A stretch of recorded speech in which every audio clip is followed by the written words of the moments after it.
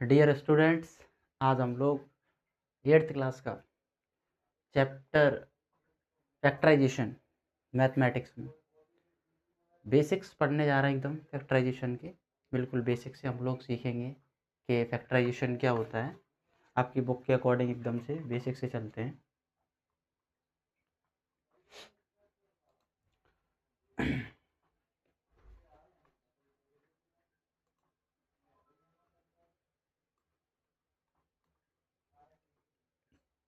देखिए, बेसिक से समझते हैं कि जो चैप्टर 8 है आपका, जो फैक्टराइजेशन चैप्टर है 8th क्लास का, उसको हम लोग डिस्कस करते हैं फैक्टराइजेशन चैप्टर को। तो क्लास 8th का मैथमेटिक्स का चैप्टर है जिसका नाम है फैक्टराइजेशन।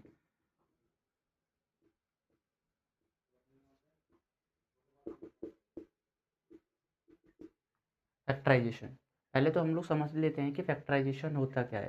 तो फैक्टराइजेशन क्या है भाई, कि फैक्टराइजेशन एक प्रोसेस है जिसमें हम किसी नंबर को, किसी अलजेब्रिक एक्सप्रेशन को ब्रेक करते हैं, तोड़ते हैं। क्या करते हैं भाई?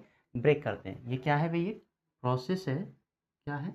प्रोसेस है।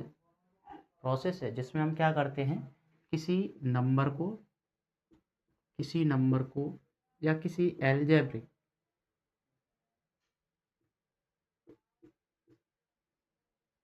अलजेब्रिक एक्सप्रेशन, किसी अलजेब्रिक एक्सप्रेशन को, किसी नंबर को या किसी अलजेब्रिक एक्सप्रेशन को क्या करते हैं भाई? ब्रेक करते हैं। क्या करते हैं? ब्रेक करते हैं भाई। ब्रेक करते हैं मीन्स क्या करते हैं भाई बच्चों? तोड़ते हैं। अब किसकी सहायता से ब्रेक करते हैं, कैसे तोड़ते हैं? तो फैक्टर्स में ब्रेक करते हैं। किसमें ब्रेक करते हैं भाई? फैक्टर्स में ब्रेक करते हैं भाई। मीन्स हम किसी नंबर को यदि ब्रेक करना चाहें, तोड़ना चाहें, या फिर किसी अलजेब्रिक एक्सप्रेशन को हम ब्रेक करना चाहें, तोड़ना चाहें, रिड्यूस करना चाहें, तो हम किस में ब्रेक करेंगे भाई? फैक्टर्स में। कैसे ब्रेक कर सकते हैं भाई? फैक्टर्स। तो सबसे पहले आपको लिए ये अब जानना जरूरी हो जाता है कि फैक्टर्स क्या होते हैं। What is factors? तो a factor of a number is an exact divisor of that number. आपकी ये बुक में भी डेफिनेशन लिखी हुई है कि a factor of a number, a factor of a number number is an exact divisor of, is an exact divisor divisor of that number, of that number means कि a factor of a number, किसी number का यदि कोई factor है, means वो उसका क्या है, उस नंबर का एग्जैक्ट डिवीजर है। मतलब फैक्टर्स क्या होते हैं भाई, क्या निष्कर्ष निकल के आया? फैक्टर्स जो होते हैं वो एग्जैक्ट डिवीजर होते हैं भाई। क्या होते हैं? फैक्टर्स क्या होते हैं भाई? एग्जैक्ट डिवीजर्स होते हैं। क्या होते हैं भाई? एग्जैक्ट डिवीजर्स होते हैं। फैक्टर्स क्या होते हैं भाई? एग्जैक्ट डिवीजर होते हैं फैक्टर्स। मीन्स यदि मैं ये कहूँ कि 10 के फैक्टर क्या होंगे, मैं आपसे क्या कहूँ कि 10 एक नंबर है, ये क्या है? ये नंबर है, और इसके फैक्टर क्या होंगे, इसके फैक्टर क्या होंगे? तो वो सारे नंबर्स आपको लिख देने हैं जो इस 10 को एग्जैक्ट डिवाइड करते हो। इस 10 को क्या करते हो? एग्जैक्ट डिवाइड करते हो। जैसे इस 10 को एग्जैक्ट डिवाइड करने वाले कौन कौन से नंबर होंगे भाई? 1, 1 का डिवाइड हर नंबर में चला जाता है। मीन्स हम क्या कहेंगे कि 1 is the factor of every number, 1 is the factor of every number. आगे बढ़ते हैं, 2 का डिवाइड भी 10 में चला जाएगा। मीन्स 2 भी 10 को एग्जैक्ट डिवाइड करता है, एग्जैक्ट डिवीज़र है, तो 2। आगे 3, 3 का डिवाइड 10 में जाता है, नहीं जाएगा, 3 10 का डिवीज़र नहीं है, तो उसको नहीं लिखेंगे। 4 भी नहीं है। आगे मूव करते हैं, 5। हाँ, 5 एग्जैक्ट डिवीज़र है 10 का। उसके बाद में हम ऐसे ही फर्दर आगे बढ़ते जाएंगे, 6 7 8 9, और हमें जाके आगे क्या मिलेगा भाई? 10। Number itself, number itself means ये इतने नंबर हैं, 1 2 5 10, ये क्या है भाई? 10 के क्या हो गए? एग्जैक्ट डिवीज़र हो गए। क्या हो गए भाई? Exact divisor. मतलब हम ये कह सकते हैं कि ये 10 के क्या हैं? फैक्टर्स हैं। क्या है भाई? फैक्टर्स। क्योंकि अभी हम क्या कह रहे थे, factor means exact divisor of that number. Factor means exact divisor of that number. सही है। तो ऐसे ही करके ये फैक्टर्स होते हैं। तो इस तरीके से आपको समझ में आया कि फैक्टर्स क्या होते हैं। तो किसी भी नेचुरल नंबर के फैक्टर करने की बात यदि आपसे कोई कहता है तो आप आराम से कर लेंगे। मीन्स अगला हमारा आपका जो टॉपिक है वो क्या है भाई, कि factors of natural number. Factors of natural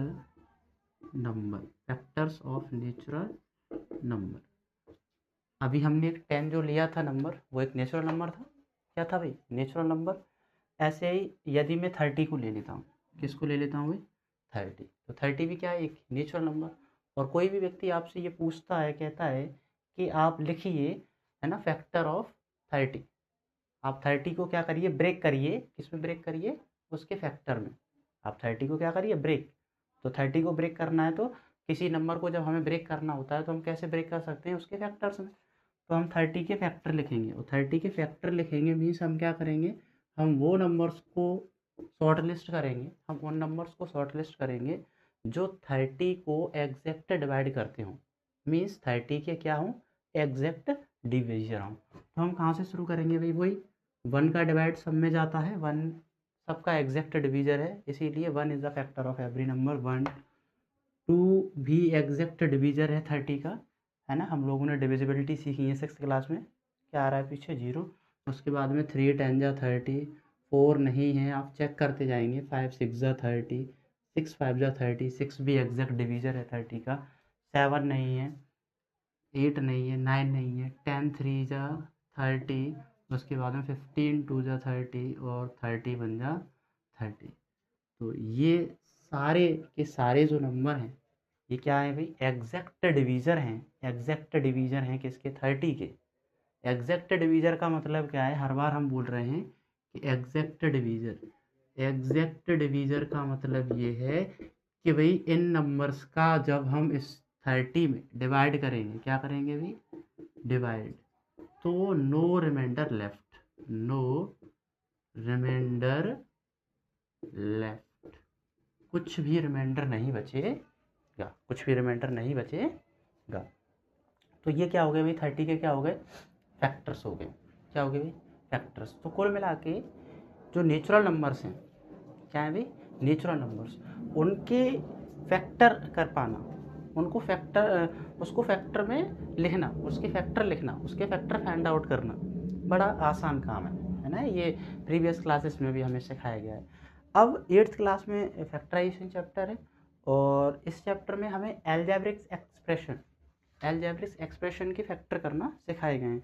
तो जो इस चैप्टर की जो नेक्स्ट हेडिंग है वो यही है कि आगे जो हेडिंग है इस चैप्टर में, जो कॉन्सेप्ट है वो क्या है भी, कि फैक्टर्स ऑफ, नई हेडिंग क्या बनेगी आपकी? Factors of algebraic expression.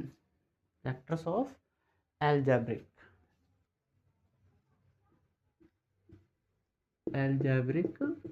Expression.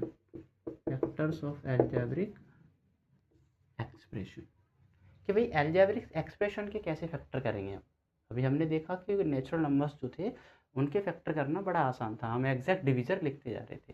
तो आप एल्जेब्रिक एक्सप्रेशन के फैक्टर करना बाद में सीखें, पहले आप इस चीज़ को समझें कि एल्जेब्रिक एक्सप्रेशन होता क्या है। What is algebraic expression? तो एल्जेब्रिक एक्सप्रेशन कुछ नहीं है, कॉम्बिनेशन है। क्या है भाई? कॉम्बिनेशन। क्या है एल्जेब्रिक एक्सप्रेशन? कॉम्बिनेशन है। क्या है भाई? कॉम्बिनेशन। कॉम्बिनेशन का मतलब वो समूह है। क्या है भाई? समूह है। कॉम्बिनेशन मिलकर बना हुआ है। किस किस से मिलकर बना हुआ है भाई? किस किस चीज़ का कॉम्बिनेशन है? वो वेरिएबल का कॉम्बिनेशन है, वो कांस्टेंट का कॉम्बिनेशन है,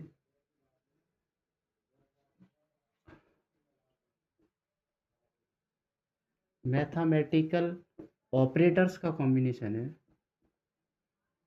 मैथमेटिकल ऑपरेटर का कॉम्बिनेशन है, ठीक है।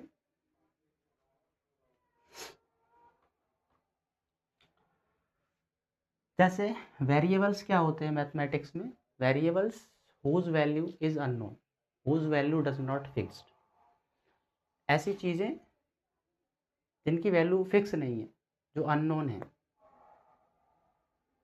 जैसे एक्स, वाई, टी, पी। ये जैसे मैं आपसे कहूँ कि मैंने आपको एक्स रुपीज़ दिए, तो आप कोई एस्टिमेशन नहीं लगा पाएंगे कि हमें कितने रुपीज़ दिए गए हैं, है ना।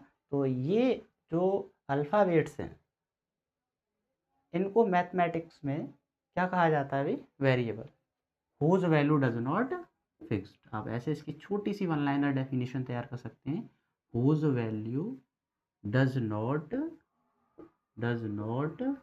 Fixed, does not fixed. ऐसे कांस्टेंट क्या होते हैं, ये इसका सेम अपोजिट है, whose value fixed, whose value fixed, whose value fixed, मतलब हुज वैल्यू फिक्स्ड। तो इसके एग्जांपल्स क्या होंगे, इसके एग्जांपल्स क्या होंगे, जैसे हमारे सारे नंबर हैं, ऑल नंबर्स,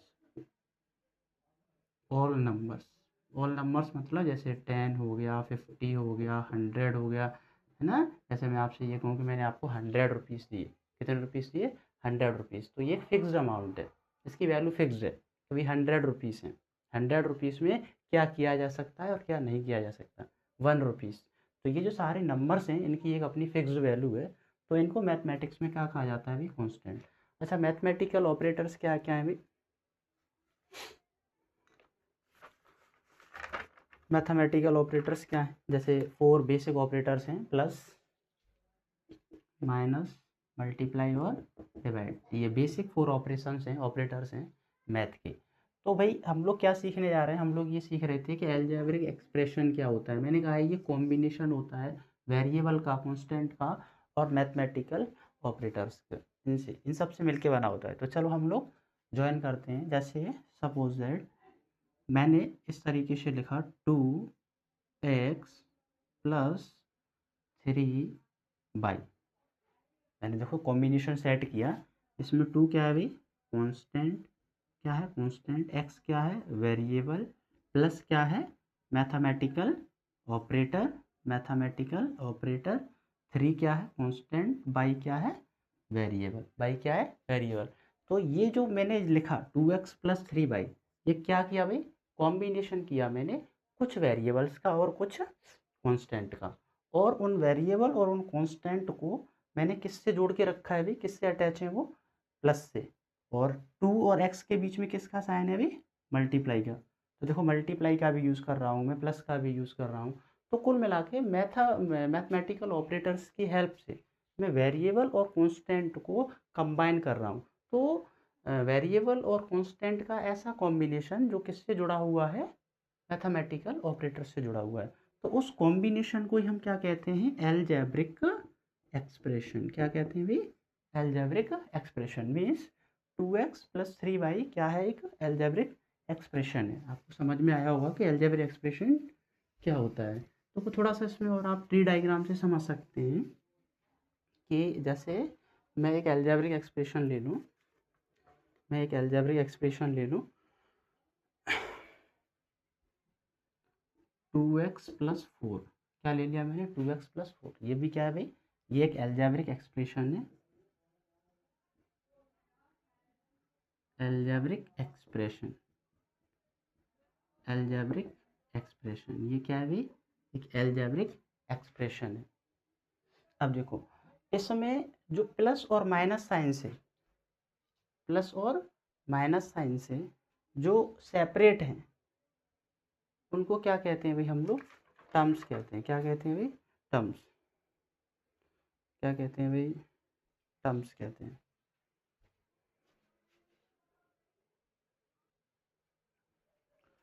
हाँ भाई, 2x प्लस 4, 2x प्लस 4, तो 2x प्लस 4 क्या है भाई, एक एल्जेब्रिक एक्सप्रेशन है। अब एक टर्म आपको यहाँ पे और समझना होगा, एक और वर्ड समझना होगा आपको कि टर्म्स किसको कहते हैं। टर्म्स, टर्म्स किसे कहते हैं, ठीक है। तो टर्म्स क्या होता है या टर्म क्या होता है, तो ये अलजेब्रिक एक्सप्रेशन का ही पार्ट होता है, that is separated by plus और माइनस साइन। तो इसकी डेफिनेशन आप ऐसे लिख सकते हैं कि term term is a part of N algebraic expression, ये शॉर्ट में लिखा हुआ है मैंने, algebraic expression separated by plus और माइनस साइन। ये आप डेफिनेशन समझ लो अच्छे से। ये क्या कह रही है भाई कि term is a part of algebraic expression, term algebraic expression का ही पार्ट होता है। तो ये 2x + 4 क्या है भाई, एल्जेब्रिक एक्सप्रेशन है। सेपरेटेड, सेपरेटेड का मतलब जो अलग अलग होता है, जो बटा हुआ होता है, किससे बटा हुआ होता है, कौन सेपरेट करके रखता है भाई, बाई प्लस और माइनस साइन। तो इस एक्सप्रेशन में हम लोग देखें, इस एक्सप्रेशन में हम लोग देखें कि ये रहा प्लस का साइन और ये प्लस का साइन दो चीज़ों को सेपरेट किए हुए है। किस किस को सेपरेट किए हुए हैं, 2x को और 4 को, 2x को और 4 को। तो हम ऐसा कह सकते हैं, है ना, कि हम लोग, कोई हमसे पूछता है कि इस अलजेब्रिक एक्सप्रेशन में कितने टर्म्स हैं, ये जो अलजेब्रिक एक्सप्रेशन है ये कितने नंबर ऑफ टर्म से मिलकर बना हुआ है। तो ये कितने नंबर ऑफ टर्म से मिलकर बना हुआ है, दो। कितने टर्म्स है इसमें, दो। पहला टर्म क्या है 2x और दूसरा टर्म क्या है 4, दूसरा टर्म क्या है 4। जैसे मैं कोई एक और फर्दर एक्सप्रेशन लिख दूँ, मैं लिख दूँ 3x + 4y-9z।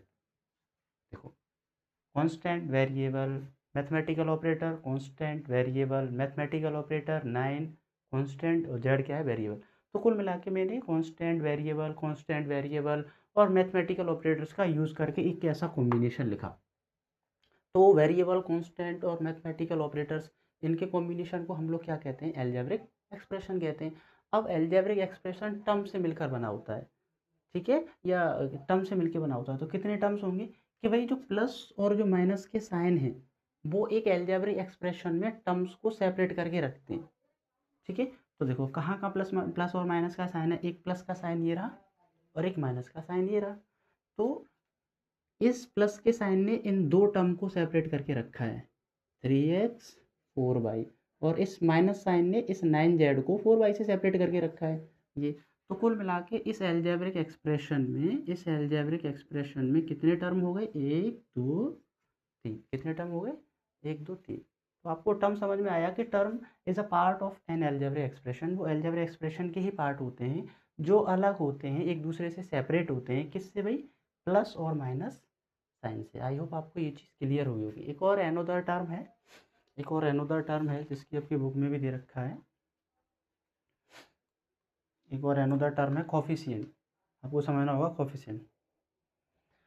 एक और वर्ड है COFFICIENT, ये भी आप यहीं समझ लो, आगे यूज़ होगा ये। कोफिशिएंट, कोफिशिएंट क्या होता है, द न्यूमेरिक पार्ट, ऐसे करके इसकी डेफिनेशन यदि हम लिखें, the numeric part of a term. छोटी सी वन लाइनर डेफिनेशन है।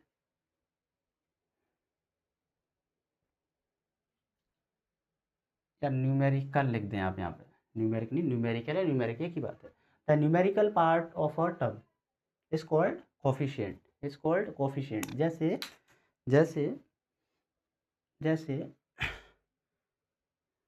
जैसे मैं अभी क्या करता हूँ, एक एक्सप्रेशन और लिख लेता हूँ। जैसे मैं एक्सप्रेशन लिख लेता हूँ भाई 2x + 3y, मैंने एक एक्सप्रेशन लिखा 2x + 3y। अब इसमें दो टर्म है, कितने टर्म है भाई, दो टर्म। इस अलजेब्रिक एक्सप्रेशन में कितने टर्म है, दो टर्म है। अब वो क्या रहा है कि numeric part of a term. अब देखो इस ये टर्म है, ये टर्म किस किस से मिलके बना है, ये 2 और x से। तो 2 और x से, तो 2 और x में न्यूमेरिकल कौन है भाई, न्यूमेरिकल मतलब नंबर कौन है, न्यूमेरिकल वर्ड किससे बना है, नंबर से। तो नंबर कौन है भाई, नंबर तो 2 है, तो यही न्यूमेरिकल पार्ट हुआ, न्यूमेरिकल वैल्यू क्या हुई 2। तो 2x टर्म में, इस 2x टर्म के अंदर कोफिशिएंट कौन है भाई, 2 कोफिशिएंट है। कौन कोफिशिएंट है, 2 कोफिशिएंट है। और किसका कोफिशिएंट है भाई, ये x का कोफिशिएंट है। तो 2x टर्म के अंदर 2 कोफिशिएंट है और किसका कोफिशिएंट है, x का कोफिशिएंट है। तो कोई कहे कि इस टर्म में x का कोफिशिएंट क्या है, तो x का कोफिशिएंट क्या है 2। 3 ये जो दूसरा टर्म है इसमें y का कोफिशिएंट क्या है भाई 3, y का कोफिशिएंट क्या है 3। तो आपको ये चीज़ यहाँ तक क्लियर हुई होगी।